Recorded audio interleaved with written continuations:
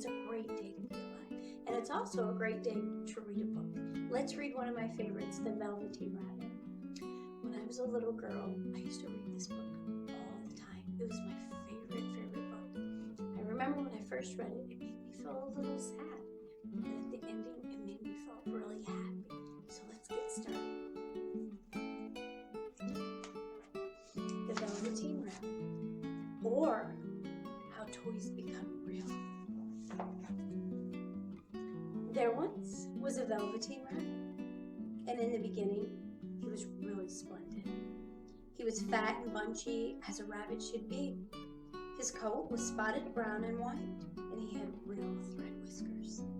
And his ears were lined with pink satin. On Christmas morning, when he sat wedged in the top of the boy's stocking with a sprig of holly between his paws, the effect was charming. There were other things in the stocking, like nuts and oranges, and a toy engine, and chocolate almonds, and a clockwork mouse. But the rabbit was quite best of all. For at least 2 hours, the boy loved him. And then the aunts and uncles showed up for dinner. And there was a great rustling of tissue paper and unwrapping of gifts and the excitement of looking at all the new presents. The Velveteen Rabbit was forgotten. For a long time, he lived in the toy cupboard or on the nursery floor, and no one thought very much about him. He was naturally shy, and being made only of velveteen, some of the more expensive toys quite snubbed him. The mechanical toys were very superior, and they looked down upon everyone else. They were full of modern ideas, and they pretended they were real. The model boat, who lived through 2 seasons and lost his paint, caught the tone from them, and he never missed an opportunity of referring to rigging in technical terms. The rabbit could not claim to be a model of anything, for he didn't know that real rabbits existed. He thought they were all stuffed with sawdust like him, and he understood that sawdust was quite out of date and should never be mentioned in modern circles. Even Timothy, the jointed wooden lion who had been made by disabled soldiers, he should have had a broader view, but he put on airs and he pretended he was connected with the government. Between them, all the poor little rabbit, he was made to feel himself very insignificant and commonplace. The only person who was kind to him at all was the skin horse. Now, the skin horse had lived long in the nursery, and he had been there longer than any of the others. He was so old that his brown coat was bald in patches, and it showed the seams underneath, and most of the hairs in his tail had been pulled out to string bead necklaces. He was wise, for he had seen a long succession of mechanical toys arrive to boast and to swagger. And by they broke their mainsprings and they would pass away. But he knew that they were only toys, and they would never turn into anything else. For nursery magic is very strange, but it's very wonderful. And only those playthings that are old and wise and experienced, like the skin horse, understand all about it. "What is real?" asked the rabbit one day, when they were lying side by side near the nursery fender before Nana came to tidy the room. "Does it mean having things that buzz inside you and stick out?" "Real isn't how you were made," said the skin horse. "It's a thing that just happens to you. When a child loves you for a long, long time, not just to play with, but like really, really loves you, then you become real." "Does it hurt?" asked the rabbit. "Sometimes," said the skin horse, for he always was truthful. "When you are real, you don't mind being hurt." "Does it happen all at once, like being wound up?" he asked, or just bit by bit?"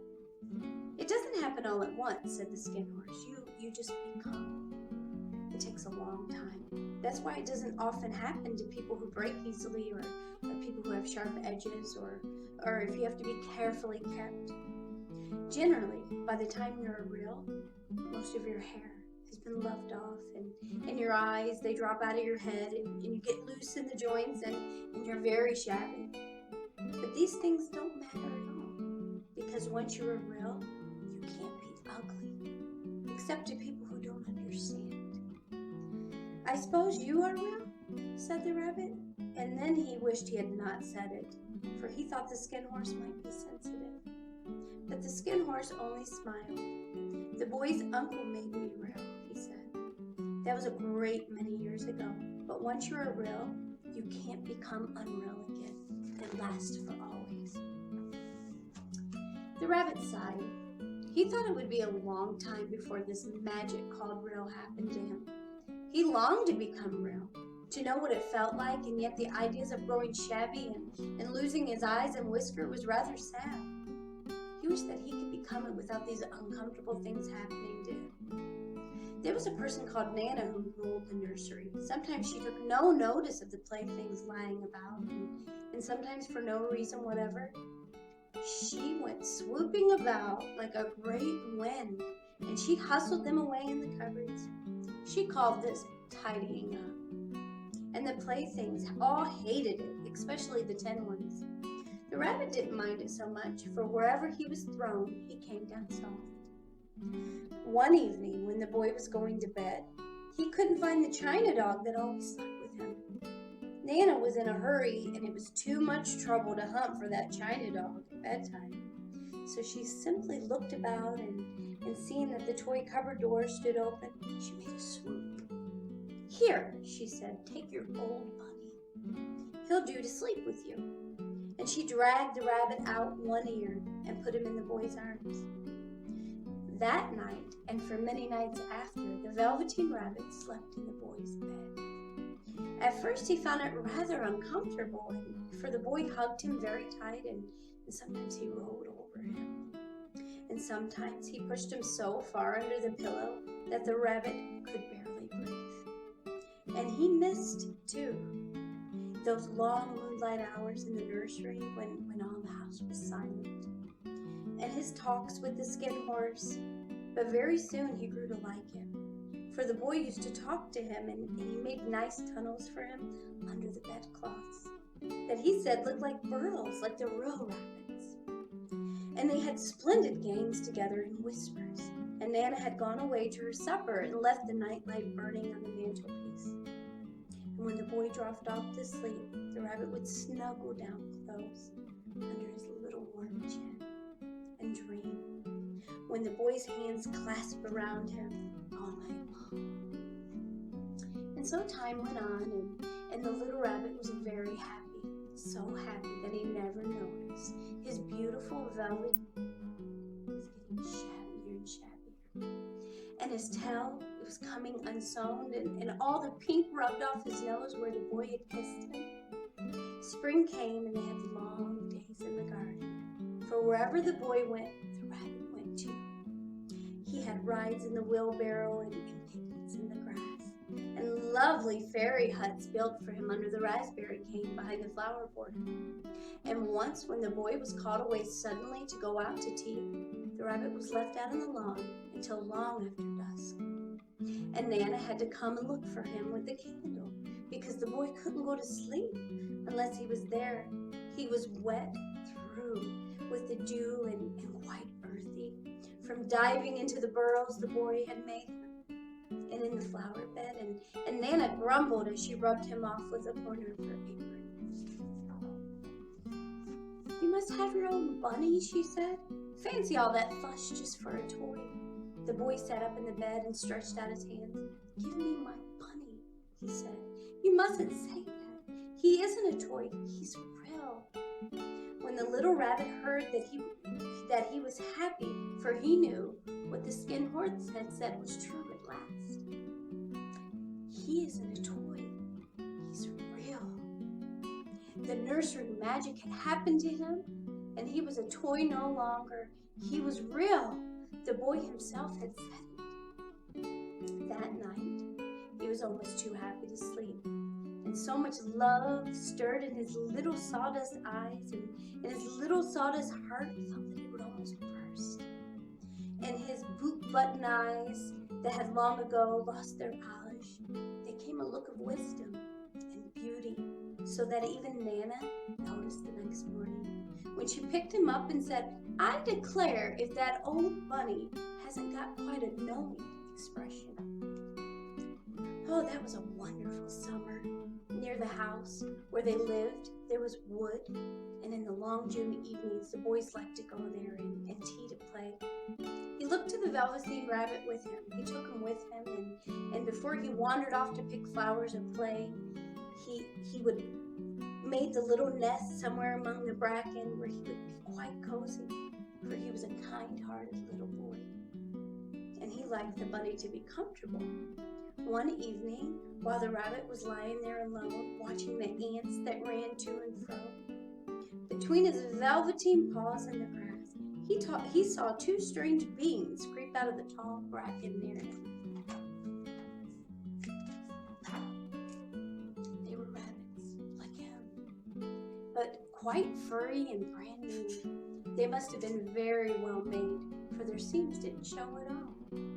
They had changed shape in a strange way when they moved.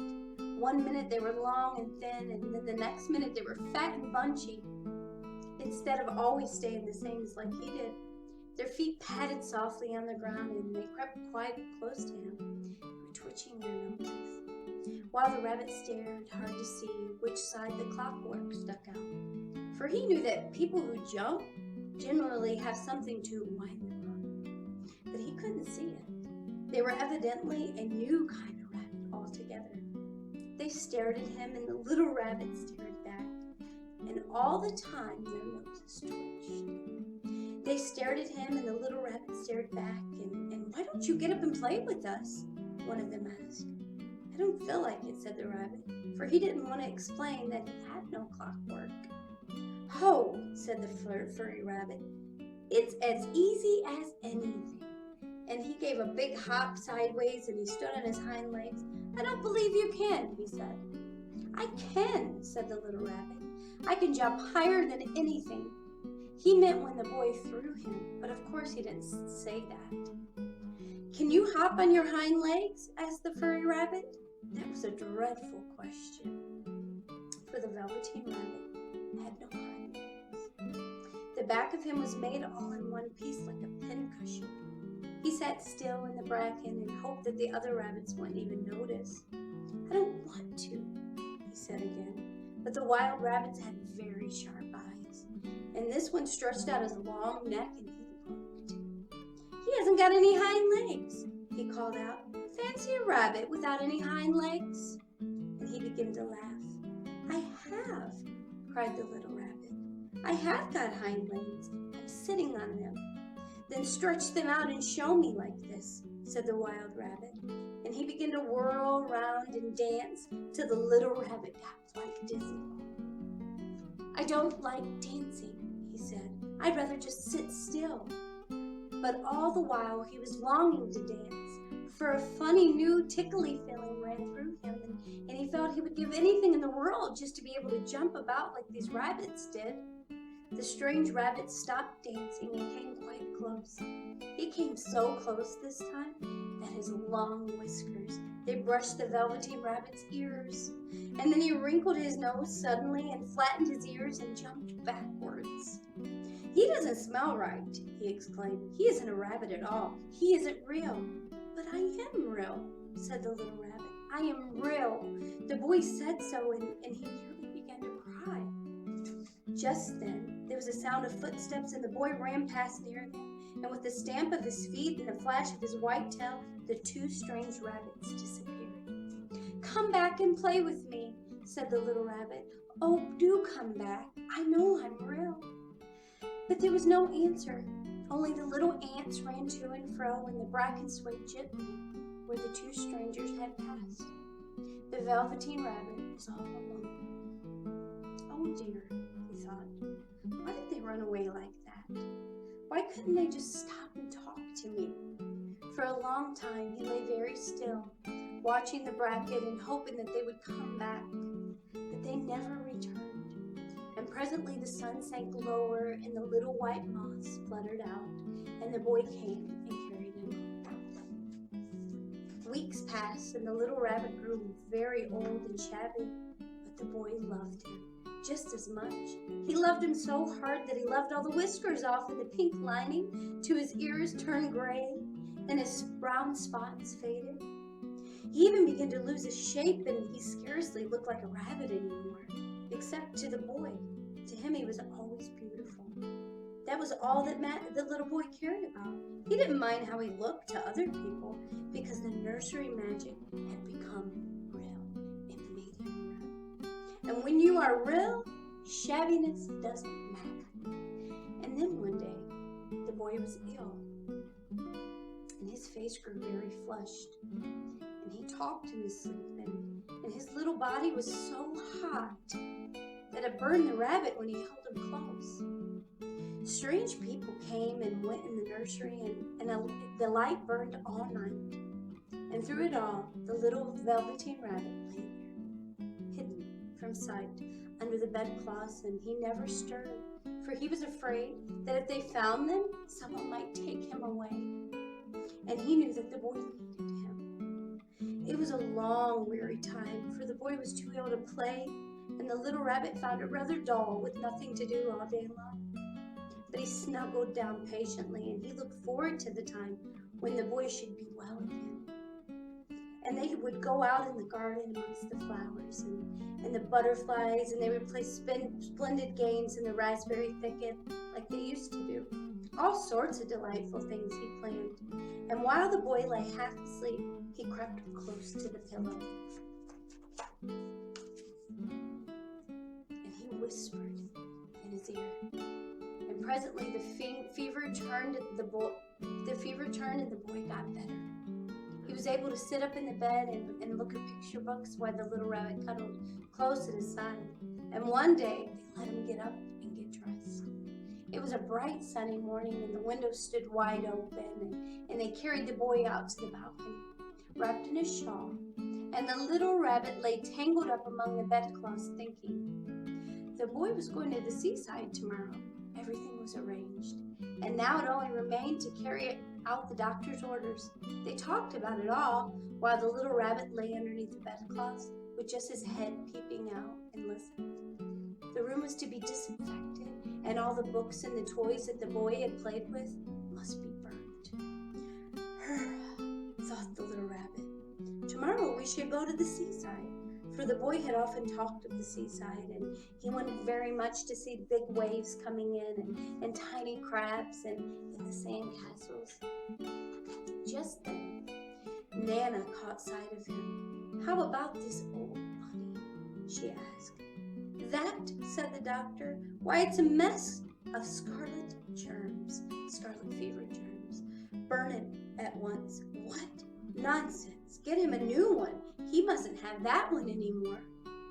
And so the little rabbit was put into a sackcloth with the old picture books and a lot of rubbish, and carried out to the end of the garden behind the fowl house. That was a fine place to make a bonfire, only the gardener was too busy just then to attend it. He had the potatoes to dig and the green peas to gather. But next morning he promised to come quite early and burn the whole lot. That night the boy slept in a different room, and he had a new bunny to sleep with. It was a splendid bunny, all the white plush, and he had real glass eyes too. But the boy was too excited to care very much about it, for tomorrow he was going to the seaside. And that in itself was such a wonderful thing that he could think of nothing else. And while the boy was asleep, he was dreaming of the seaside. The little rabbit lay among the old picture books in the corner behind the fowl house, and he was very lonely. The sack had been left untied, and so by wiggling a bit, he was able to get his head through the opening, and he looked out. He was shivering a little, for he had always been so used to sleeping in a proper bed, and by this time his coat had been so worn thin that the thoroughbred from hugging was no longer any protection to him. Nearby, he could see the thicket of raspberry canes growing tall, and they looked like a tropical jungle, in whose shadows he had played with the boy on bygone mornings. He thought of those long sunlit hours in the garden, how happy they were, and a great sadness came over him. He seemed to see them all pass before him, each more beautiful than the other.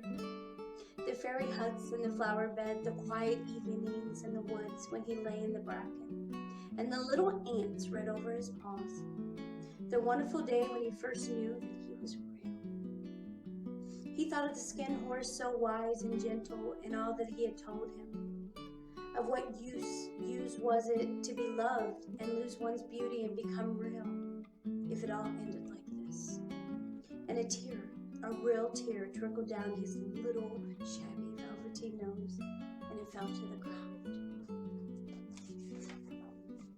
And then a strange thing happened. For where the tear had fallen, a flower grew out of the ground, a mysterious flower. Not at all like anything that grew in the garden. It had a slender green leaves and the color of emeralds.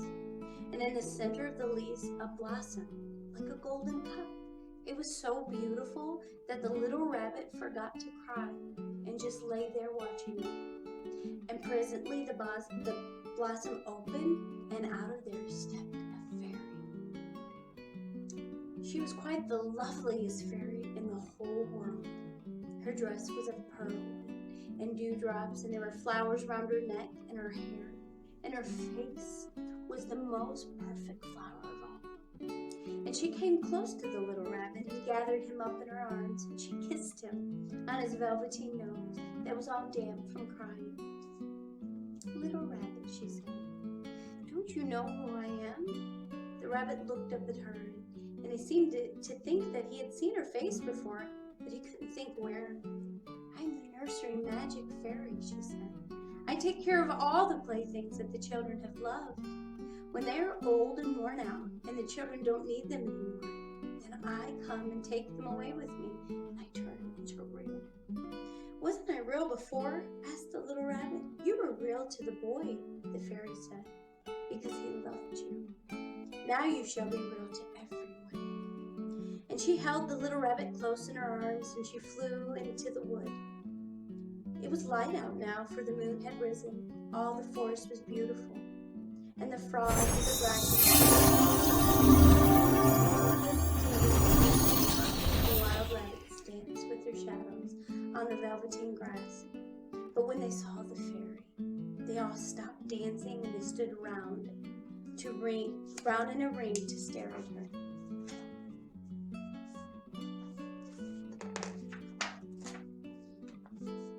"I've brought you a new playfellow," the fairy said. "You must be kind to him and teach him all he needs to know in Rabbitland, for he's going to live with you forever and ever." And she kissed the little rabbit again and put him down on the grass. "Run and play, little rabbit," she said. But the little rabbit sat quiet. He was still, and he never moved. For when he saw all the wild rabbits dancing around, he suddenly remembered about his hind legs. And he didn't want them to see that he was made all in one piece. He did not know that when the fairy kissed him that last time, she changed him altogether. And he might have sat there a long time, too shy to move, if just then something had tickled his nose, and before he thought about what he was doing, he lifted up his hind toe to scratch it. And he found that he actually had hind legs. Instead of dingy velveteen, he had brown fur, soft and shiny. His ears twitched by themselves, and his whiskers were so long that they brushed the grass. He gave one leap, and the joy of using those hind legs was so great that he went springing about the turf on them, jumping sideways and whirling round as others did. He grew so excited that when at last he did stop to look at the fairy, she had gone. He was a real rabbit at last, at home with all the other rabbits. Autumn passed, and winter, and in the spring, when the days grew warmer and sunny, the boy went out to play in the woods behind the house. And while he was playing, 2 rabbits crept out from the bracken, and they peeped out at him. One of them was brown all over, but the other had strange markings under his fur, as though long ago he had been spotted, and the spots still showed through. And about his little soft nose and round black eyes, there was something so familiar, so that the boy thought to himself, Why, he looks just like my old bunny that was lost when I had scarlet fever. But he never knew that it really was his own bunny, come back to look at the child who had first helped him to be real. The end. I hope you enjoyed the book, and I hope you have a wonderful day, and I hope you have a great Easter. Thank you.